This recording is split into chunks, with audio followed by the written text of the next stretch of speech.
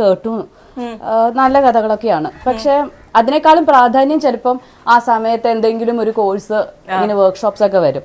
അപ്പൊ അത് വരുമ്പോ പിന്നെ ഞാൻ അതിലേക്ക് ശ്രദ്ധ പോകും. പിന്നെ അതിനെപ്പറ്റി ഞാൻ അതിങ്ങനെ അതിന്റെ പിന്നാലെ പോവാറില്ല.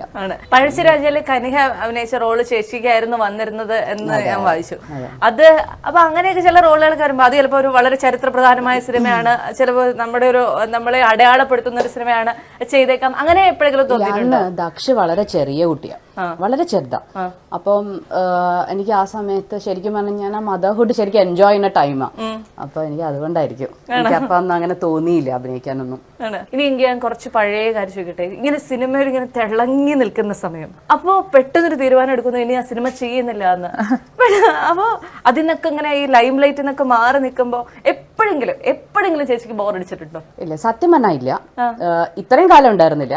പക്ഷെ എനിക്കിപ്പോ ഈ കൊറോണ സമയത്ത് കുറച്ച് ബോറടിച്ചു. അതാണ് ആദ്യമായിട്ട് എനിക്ക് ബോറടിച്ചത്. ഇതുവരെ എനിക്ക് അങ്ങനെ ബോറടിച്ചില്ല. കാരണം ഞാൻ മിക്കവാറും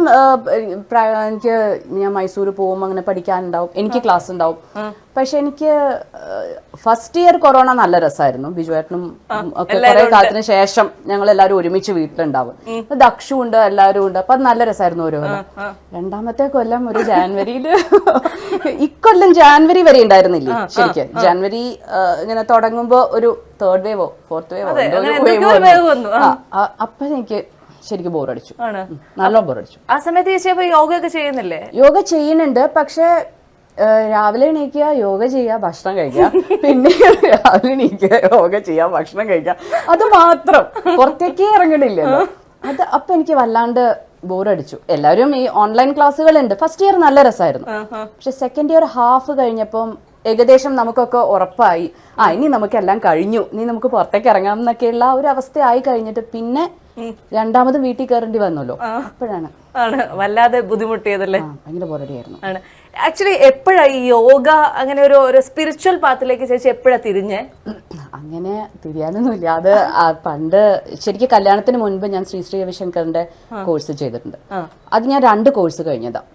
ആദ്യം കഴിഞ്ഞിട്ടാണ് കല്യാണം ആയത്. അത് കഴിഞ്ഞ് പിന്നെ ഒരു ഹെൽത്ത് എന്ന് പറഞ്ഞിട്ട് മാഷ്, എൻ്റെ ഒരു ഫ്രണ്ട് ഉണ്ട് ഗുരുവായൂർ, ആശി ചേച്ചി പറഞ്ഞിട്ട് അങ്ങനെ മാഷ് വീട്ടിൽ വന്ന് പഠിപ്പിക്കുമായിരുന്നു. അസല് മാഷാണ്. അപ്പൊ ആ മാഷ് അങ്ങനെ വീട്ടിൽ വന്നു. അപ്പൊ അങ്ങനെ പഠിച്ചു പോന്നു. പിന്നെ ആദ്യമൊക്കെ നമ്മൾ ഈ മെലിയാനും അങ്ങനെയൊക്കെ ആയിരുന്നു ആദ്യമൊക്കെ ഇതാക്കി. ഞാനൊരു 6 മാസം പഠിച്ചായിരുന്നു മെലിയോ എന്നൊക്കെ പറഞ്ഞു, വയറ് കുറയോ എന്നൊക്കെ പറഞ്ഞു. എന്നിട്ട് ഇവിടെ വന്ന് ഞാൻ ഈ യോഗ മാസ്റ്ററോട് ചോദിച്ചു വയറ് കുറയോ. അങ്ങനെയാണെങ്കിൽ ഞാനൊക്കെ എങ്ങനെ ഇരിക്കട്ടോ ചേച്ചി.